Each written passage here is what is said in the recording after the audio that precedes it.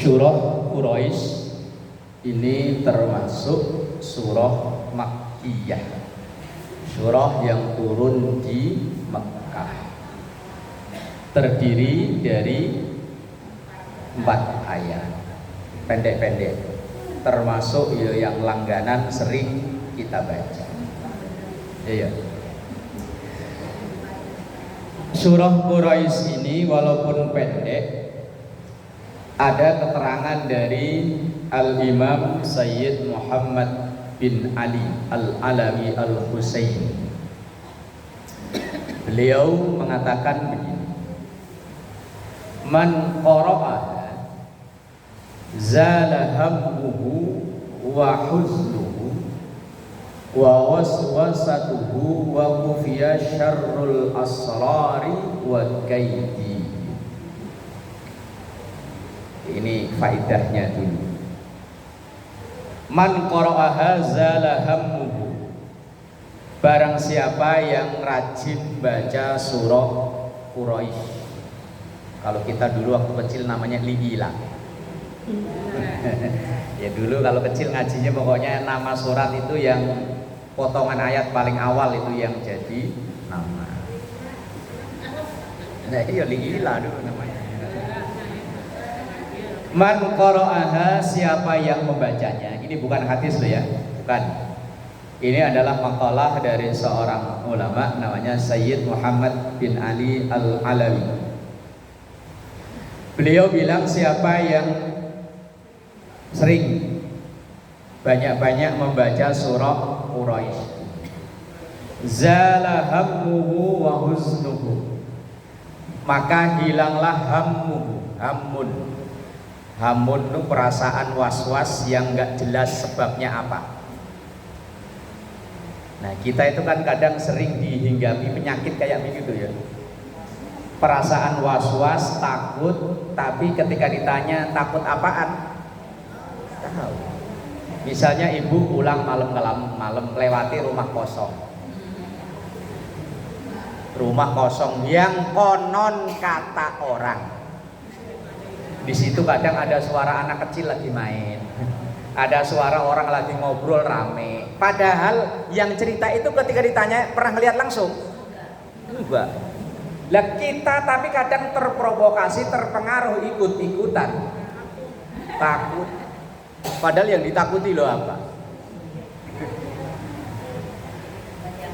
Iya, om saya udah hidup di dunia ini udah 43 tahun belum pernah itu ketemu yang begitu-begitu. Paling lihatnya di TV. Ayo di TV mak lampir, grandong, di pelet. Ini paling lihatnya itu. Entah bener entah enggak, wallahu alam, pada karangan sutradara. Itu ketakutan dengan duit. Kadang ketakutan dengan sendirinya, dengan diri sendiri atau dengan keluarga. Kita itu kalau ngelihat anak kecil, dia naik sepeda kenceng. Itu yang takut kita. Iya. Padahal bocah itu lo gak takut tuh, dia naik sepeda gos kenceng. Kita yang dia aja gak takut. Ibu punya anak yang mungkin merantau, mungkin kuliah, mungkin mondok di jauh. Yang dengar kabar di tempat itu ada musibah. Misalnya ibu punya anak kuliah di Surabaya, lah kemudian ngelihat di TV di Surabaya lagi ada banjir besar. Saya yakin ibu buru-buru nyari HP, nelpon anak, di mana kabarnya di sono katanya banjir.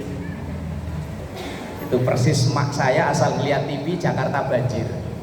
Padahal yang di banjir mah di mana, kita di sini ya begini-begini.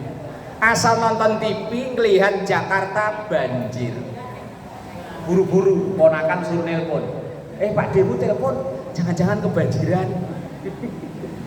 Kekhawatiran, perasaan itu selalu ada. Terhadap suami juga begitu ya. Apalagi yang suaminya pernah membuat luka.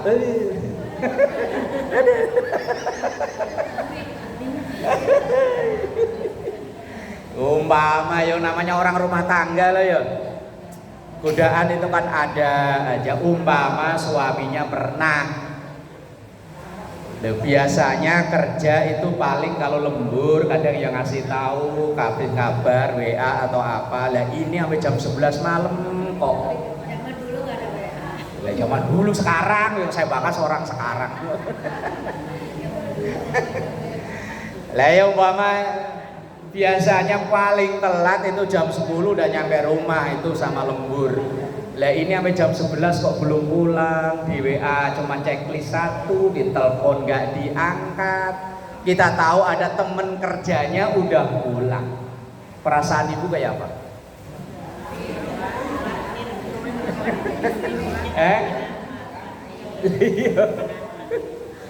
Ya kalau khawatir keselamatan bagus, kadang timbul suudon. Jangan-jangan penyakit yang dulu kumat lagi nih. Jangan-jangan penyakit yang dulu kumat lagi, aduh, apalagi tempat kerjanya jalur-jalur begituan lagi, aduh. Kerjanya dari sini ke Jaya belok kiri itu kan jalur-jalur begitu ya. Kalau malam lampu biar pet. Ketakutan, was-was dan lain-lain itu kadang menghinggapi ya semua orang. Bukan hanya ibu saja, saya ya. Saya tuh dulu paling takut itu ketika ngelihat ada kabar, mohon maaf ya, semoga gak terjadi terhadap keluarga kita. Ada kabar anak sekolah hamil. Ya, lihat di TV kan, ada anak sekolah, masih sekolah hamil. Ya Allah, saya punya anak perempuan. Itu kadang timbul ketakutan kayak begitu. Apalagi beberapa hari terakhir ini ada kabar entah di mana itu, yang tingkat kejadian seperti itu semakin tinggi. Anak masih sekolah, tiba-tiba izin untuk keluar, ketika ditanya alasannya hamil. Yo kalau jelas laki-lakinya ya karuan. Kadang arisan nggak jelas. Ya Allah, itu kadang timbul ketakutan, ya Allah saya punya anak perempuan. Iya, kalau anak laki berbuat aib tidak dibawa pulang. Lah kalau anak perempuan kalau bawa aib kan dibawa pulang. Malunya kayak apa? Ya Allah. Yes, namanya orang ketakutan itu macam-macam. Nah, tapi yo ketakutan itu wajar, tapi jangan sampai ketakutan itu membuat kita menjadi gak jadi ngapa-ngapain. Misalnya kayak tadi, takut anak perempuannya berbuat aneh-aneh, akhirnya anak perempuannya nggak boleh keluar rumah. Rumah aja. Lah akhirnya temennya, anaknya malah nggak punya temen, nggak punya pergaulan, nggak tahu ngapa-ngapain. Ya jangan sampai ketakutan, tapi jangan sampai berlebihan. Ya kekhawatiran wajar, itu manusiawi. Nah, orang yang banyak membaca surah Quraisy ini, kata pendapat Sayyid Muhammad bin Ali Al-Alawi, akan mengurangi rasa takut. Man qara'aha zala hammu wa husnuhu, rasa khawatir, wa waswasatuhu, dan rasa was-was. Kalau yang umum, kalau rasa was-was biasanya kita baca qul a'udzu birabbin nas, malikin nas, ilahin nas, min syarril was-was. Sholat aja was-was mulu ya. 2 atau 3 ya? Kayaknya 3, kayaknya 2. Ada ya Allah, gangguannya luar biasa. Apalagi yang sering pada belanja online, berat gangguannya orang sholat. Baru 1 rakaat, titip paket, was-was. Ya terutama was-was ketika lagi ibadah, lagi sholat. Wa kufiya syarrul asrar wa kaidihim, dan akan dijaga oleh Allah apabila ada orang lain yang gak seneng dengan kita, orang tersebut mau berbuat yang tidak baik. Orang kadang kalau udah gelap mata, biar temen, biar opo, kalau itu kelihatannya kok ganggu privasi dia, ganggu jalan ekonominya dia, sikat. Bahkan kadang banyak kasus itu pelakunya kan malah orang deket.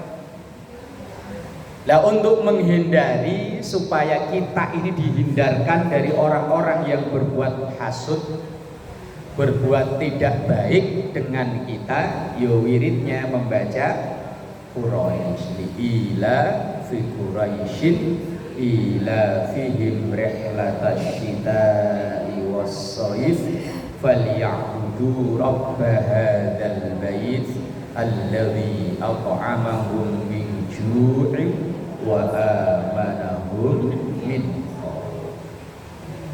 Itu diantara faidah atau fadilahnya surah Quraisy.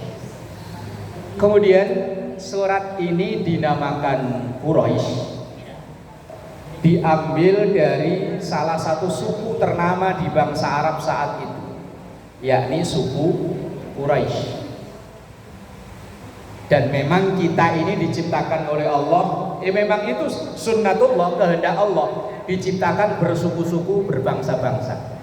Ya ayuhan nas, inna khalaqnakum min dzakarin wa untha wa ja'alnakum syu'uban wa qabaila lita'arafu inna akramakum indallahi atqakum. Ya ayuhan nas, manusia semua. Inna khalaqnakum, sesungguhnya kami ciptakan kalian min dzakarin, dari laki-laki, wal unsa, dan perempuan. Yang ada di Quran cuman laki-laki dan perempuan. Kalau antara laki-laki dan perempuan nggak disebut dalam Quran. Itu sampai matinya tetap nyusahin. Ini misalnya ada yang meninggal yang begitu tuh, ibu suruh tahlilan, nanti ustadzahnya bingung, ini doanya Allah maghfir lahu, Allah maghfir laha ya. Lah kalau laki-laki Allah maghfir lahu warhamhu wa afihi wa'fu anhu. Kalau perempuan Allah maghfir laha warhamha wa afiha wa'fu anha. Lah kalau yang tengah-tengah gimana? Lah iyo doanya gimana? Apa Allah maghfir lahuha warhamhuha. Lah ya, yang MC, yang muqaddimah juga bingung. Kita doakan, kalau laki-laki jelas almarhum, perempuan jelas almarhumah. Lah kalau bencong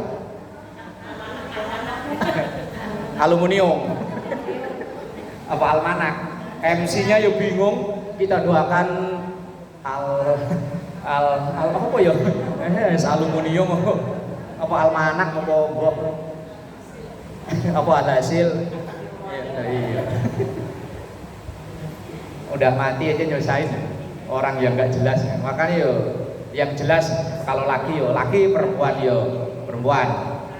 Dan sifat karakter ini bisa nular. Bisa nular. Ini kita yang punya anak, punya cucu, hati-hati. Karena saya ngalami beberapa kasus dulu, anak murid ngaji di saya, gara-gara pergaulan berubah. Dulunya laki, beneran laki, asli laki, bodinya gagah, gede, tinggi. Lama nggak ketemu, pas lebaran sebelum covid ketemu saya, Pak Ustadz, ya kaget saya ketemu ini bocah ini. Saya panggil, sini. Ini kok bisa begini, ceritanya gimana ini? Dulu siap, sekarang siap. Wah, repot. Ngondek jadinya. Padahal dulu saya tahu itu bocah gagah, bener laki, beneran. Sekian tahun nggak ketemu, lah kok jadi begitu? Begitu saya tanya, gimana nih ceritanya? Mau cerita, duduk. Sampai saya tawarin rokok. Enggak, saya enggak ngerokok. Lah padahal dulu yang ngerokok pas-pus. Kebetulan memang dari keluarga yang bapak sama emaknya, cerai sih enggak, cuma enggak gitu loh lah. Broken home kalau bahasa orang sekarang. Dulu pernah ikut dapat kerja kontrak di pelabuhan apa mana, yo masih laki. Lah namanya kerjaan kontrak habis nyari nggak temu. Dulu kan di SCTV itu kan ada penonton alay itu. Yang huhe itu. Nah, di SCTV apa di siar dulu? Nah, pokoknya di situlah yang acara dangdutan apa musik-musik itu. Yang jadi penonton bayaran yang ula-ule. Nah, awalnya dari situ. Kemudian karena dia nganggur diajak jadi asisten untuk bawain make up artis. Lama-lama jadi make up artis, lama-lama berubah. Ya Allah, tapi udah lama nih gak ketemu. Pokoknya lebaran sebelum Covid 2020 berarti 2019. Sampai sekarang gak ketemu lagi, apa udah berubah lagi, apa malah makin parah. Wallahu alam. Terus pokoknya hati-hati ya. Yo, punya anak, punya cucu.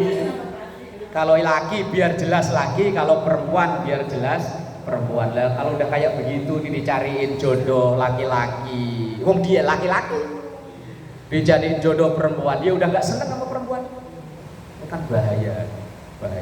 Bilangnya modern gimana? Zaman Nabi Lut itu penyakit itu sudah ada.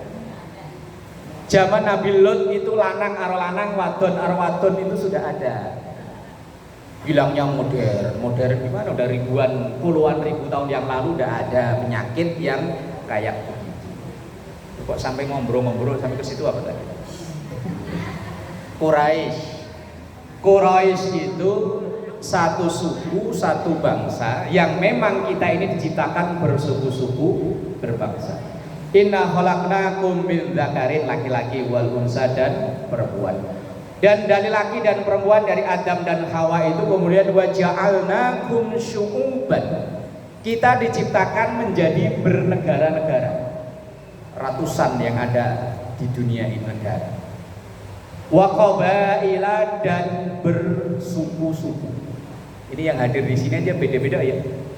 Saya karena mak bapak Jawa, ya orang bilang suku Jawa. Bu mungkin Madura, Sunda. Kalau Bawean apa Madura masuknya? Bawean. Nah, iya. Terus macam-macam yang hadir di sini kan hampir seluruh Indonesia ada. Budayanya beda-beda, wataknya beda-beda, karakter beda-beda, makanan favorit yo beda-beda. Konon katanya kalau orang Jawa itu halus, enggak tentu. Orang Jawa yang berangasan juga banyak.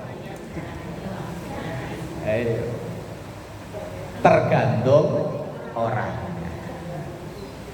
Lah kenapa Allah menghendaki kok manusia itu diciptakan bersuku-suku, berbangsa-bangsa? Ayat itu menjelaskan li ta'arofu, untuk saling melengkapi, untuk saling membantu berbuat baik. Konon katanya, wong saya orang Jawa ya, katanya orang Jawa halus, cocoknya jadi bidan, nolongin orang lahiran yang halus. Tapi kalau jadi pemadam kebakaran, keburu habis. Ayo siram lah. Lah kalau nolongin orang lahiran pas. Ayo pelan-pelan Bu, tarik nafas. Lah, yo opo cok, ayo cepet cok. Surabaya. Saling melengkapi, saling membutuhkan. Nggak bisa kita kok memonopoli saya paling hebat, nggak bisa. Saling melengkapi. Oh, itu Qur'annya memang bilangnya begitu, li ta'arofu. Allah menciptakan berbagai macam suku, bangsa, negara itu ya li ta'arofu. Lah alhamdulillah kita orang yang hidup di perkotaan ini udah mengamalkan ayat itu. Kayak saya, pertama datang ke Jakarta dianterin makanan begalung, bingung saya. Ini makanan opo? Ada udangnya koyok mentah. Begitu lidah saya seumur-umur ya baru ini. Tapi begitu setahun, 2 tahun tinggal di sini, yang kanan kiri banyak orang Bugis, enak. Li ta'arofu. Lah mungkin kalau orang Sumatera, orang Makassar, Rasain masakannya orang Jawa loh, kok semuanya manis. Sampai sambel aja loh kok ya manis. Manis kayak orang Promo orang Jawa ya begitu. Lita'arofu, untuk saling mengenal. Dan lanjutnya ayat inna akramakum indallahi. Nggak ada yang paling mulia, entah Jawa, entah Sunda, entah Batak, entah Bugis, entah Ambon, sama semuanya di hadapan Allah. Yang menentukan kemuliaannya adalah indallahi atqakum, yang paling bertakwa. Tetapi tidak bisa dipungkiri bahwa setiap kita berasal dari daerah mana, pasti ada rasa kebanggaan. Ya kan ya? Iya, ada rasa kebanggaan dari kesukuan kita itu ada. Walaupun ya tadi kita tidak boleh terlalu membanggakan kesukuan kita sehingga merendahkan orang lain. Lah kenapa Quraisy itu menjadi salah satu diabadikan dalam Quran? Ini sabda Rasul Shallallahu Alaihi Wasallam. Kalau ini hadis, kalau yang tadi bukan hadis. Diriwayatkan oleh Imam Al-Baihaqi dari Ummi Hani. Ummi Hani binti Abi Thalib. Jadi ini buliknya Rasulullah. Bukan bulik, apa? Sepupu. Abu Thalib itu kan paman. Kalau anaknya paman berarti apa? Sepupu, benar ya? Nah, namanya Ummi Hani. Nah, Ummi Hani ini bercerita bahwa Rasul Shallallahu Alaihi Wasallam pernah ngomong, Fadlallahu Quraisyan bisa ba'in hisalin. Allah itu memberi keistimewaan suku bangsa Quraisy karena 7 alasan. Nah ini Rasulullah secara tidak langsung yang tetap cinta dengan sukunya, cinta dengan bangsanya. Nah kita ini ya kayak saya lah, biar pergi kemana ya tetap menonjolkan asal kita. Kalau saya orang Jawa ya bangga dengan Jawanya saya. Kadang saya ngomong keselipet-selipet ngomongan Jawa ya biasa aja. Ya memang itu ciri khasnya malah. Ya Madura ya begitu. Bangga dengan asalnya. Jangan sampai ada ucapan kacang lupa. Nah, ini kan kadang ada. Saya paling kesel itu kadang ada orang Jawa ngomong di Jakarta sama-sama orang Jawa tapi ngotot ngomong Indonesia. Mending ngomongannya jelas, ngomongannya kadang yang mendoknya banget. Itu lawangnya jangan dijeblak. Nah iya maksudnya pintunya jangan dibuka lebar-lebar. Cuman karena ngomongnya masih campur-campur belagu kalau esok. Lah kalau orang Jawa dia gak usah ngomong gua lu, gak pantes. Yang orang Betawi itu ya pantes.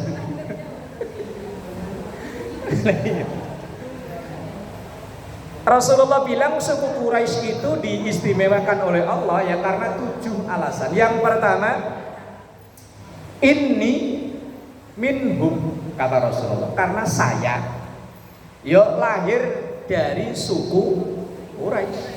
Nah ini kan secara tidak langsung menggambarkan kita harus bangga dengan budaya kita, bangga dengan kultur kita. Ya gak usah malu, gak usah gengsi kalau kita berasal dari daerah mana. Bangga. Apalagi inni minhum, Rasulullah bangga, apalagi Rasul memang orang yang paling membanggakan. Maka orang Quraisy yang patut bangga kalau ada yang lahir dari sukunya orang yang sehebat Rasulullah. Kalau saya misalnya, saya lahir dari daerah Pati, Jawa Tengah. Nah, ketika ada orang-orang yang lahir di sana menjadi tokoh hebat, bangga. Yang orang Madura lah ya gitu ya. Ada tokoh siapa ya? Yang jadi Mahfud ya. Orang Madura itu. Nah, kayak Pak Mahfud biar jadi menteri ngomong logat Maduranya juga nggak hilang. Itu bagus, itu senang saya melihat itu. Kadang ngomong Jawa ya Jawa, Madura biar kelihatan Maduranya. Dan inilah Indonesia. Yang lahir di Betawi, di Jakarta ya tunjukkan Betawinya biar keren ini. Kayak Mandra gitu ya. Saya biar nonton film Sidul itu berulang-ulang saya tetap senang. Karena nonton Mandra dengan logat Betawinya. Mandra yang berantem dulu sama kakak iparnya. Seneng saya. Mangkongnya pokoknya diskriminasi, ada cucunya beliin motor, dia sepeda dibeliin aja enggak. Seneng saya logatnya, saya niruin enggak bisa. Lah Rasulullah ya tetap membanggakan Quraisynya, ini min. Kemudian yang kedua, kebanggaan orang Quraisy itu kata Rasulullah, annan nubuwata fihim. Kenabian atau yang dipilih jadi nabi ya dari suku Quraisy. Nah, yang orang Pacitan yo lahir bangga ada SBY, yang orang Solo Jokowi, yang orang Makassar ada Habibie. Nah, yo bangga dengan daerahnya yang ternyata melahirkan tokoh-tokoh besar. Quraisy bangga dengan di situ ya ada kenabian yang dipilih jadi nabi dari bangsa Quraisy. Yang ketiga al-hijabah. Bangsa Quraisy itu mendapat kehormatan sebagai hijabah. Hijabah itu orang yang dipercaya untuk menjadi juru kuncinya Ka'bah. Dari zaman dulu sampai sekarang yang berhak untuk ngurus Ka'bah itu ya dari bangsa keturunan Quraisy. Nggak bisa tiba-tiba orang Sunda, orang Garut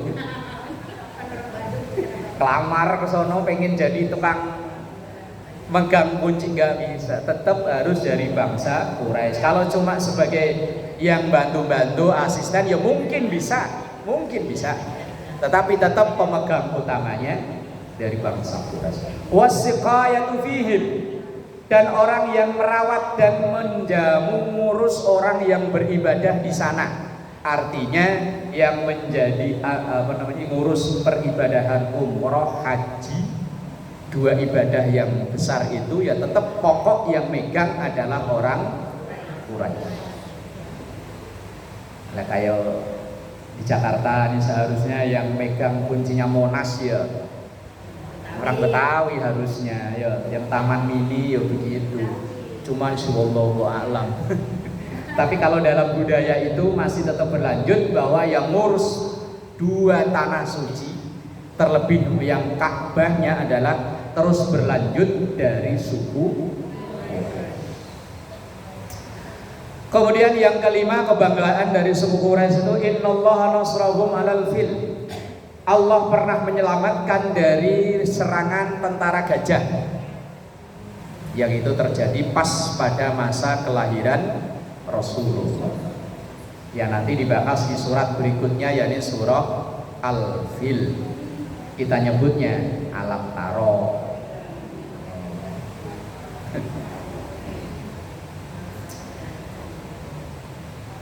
Pas pada masa kelahiran Rasulullah terjadi peristiwa besar, yakni akan dihancurkannya Ka'bah oleh Raja Abrahah, dan kemudian diselamatkan oleh Allah dengan mengutus Tayran ababil tarbihim bihijaratin min sijil faja'alahum ka'asfim. Yang nomor 6 dalam hadis ini yang tadi menyebutkan kebanggaan orang Quraisy, innahum abadullaha aisyari sinin la ya'buduhu ghairah. Mereka orang-orang Quraisy selama 10 tahun pertama mereka lah yang menyembah Allah. Semasa saat itu suku-suku lain belum mengenal Allah.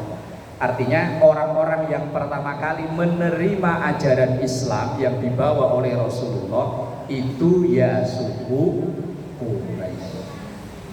Dan yang ketujuh, innallaha anzala bihim suratan minal Qur'an. Allah mengabadikan namanya suku Quraisy di dalam Al-Qur'an. Dan memang orang-orang yang diabadikan itu orang-orang yang berprestasi baik dalam kebaikan maupun dalam kejahatan. Kejahatan kok prestasi. Orang kalau baiknya terlalu baik, jahatnya terlalu jahat, itu biasanya gampang dikenal orang.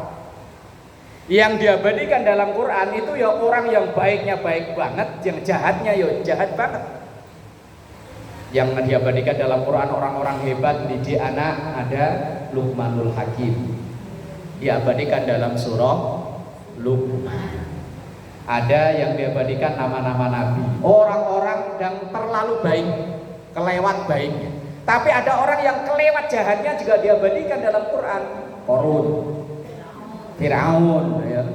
Haman, Abu Lahab, tabbat yada abi lahabi wa tab. Makanya kalau orang pengen dikenal orang, kalau jahat sekalian jahat, kalau baik sekalian baik. Tapi memang sok milih yang jahat ya. Nah, iya. Orang kalau punya ciri khas, insya Allah dikenal. Tapi kalau nggak punya ciri khas, bahkan dulu waktu saya nyantri, itu kan santrinya ribuan. Itu diantara pidatonya kiai saya ingat. Yang saya kenal dari sekian ini cuma 3, kata kiai saya. Paling pinter, paling goblok, sama paling nakal. Paling pinter, paling goblok, sama paling nakal. Kalau paling pinter sekalian ada lomba-lomba sering ikut, paling goblok sekalian sering nggak naik, atau paling nakal sering disetrap. Kalau yang tengah-tengah nggak kenal. Saya pikir mau jadi paling pinter nggak kuat, jadi paling goblok kayaknya ya enggak. Wah, jalan terakhir. Nakal, kalau nakal berantem nggak berani. Nakal apa ya supaya cari perhatian. Akhirnya tapi jangan ditiru loh ya, jangan dikasih tahu ke anaknya, bahaya. Akhirnya nyari cara supaya tujuannya akhirnya cuma satu, pengen dikenal kiai. Akhirnya saya memutuskan setiap hari Kamis bolos. Hari Kamis itu pelajaran yang saya sendiri juga pusing. Pagi-pagi udah suruh mikir matematika. Habis matematika bahasa Inggris. Habis bahasa Inggris baru kimia atau fisika, saya ingat. Alah, pelajaran gak mudeng tuh, bolos. Akhirnya niat saya kesampaian. Pas lagi bolos pulang, bukan lewat jalan besar, lewat jalan pinggir kali. Tapi yang namanya lagi apes. Ada kepala TU yang saat itu nggak ke sekolahan, dia ke apa, bukan sawah, tambak. Dia habis panen tambak, lagi mancul-mancul di pinggir galengan, ngelihat saya bertiga sama temen, langsung dikejar. Akhirnya disetrap 10 hari. Suruh di depan gerbang sekolahan, tapi nggak boleh masuk, tapi nggak boleh pulang. Di depan gerbang, ntar sewaktu-waktu di absen. Tapi barokahnya itu saya dikenal. Nih yang bolos kemarin. Tapi jangan ditiru. Ntar diceritain ke anak-anak, Pak Ustadz dulu sekolahnya bolos, jangan. Bahaya. Itu saya kan punya tujuan supaya dikenal. Nah kadang memang anak kita itu ada yang sampai berbuat begitu karena nyari perhatian.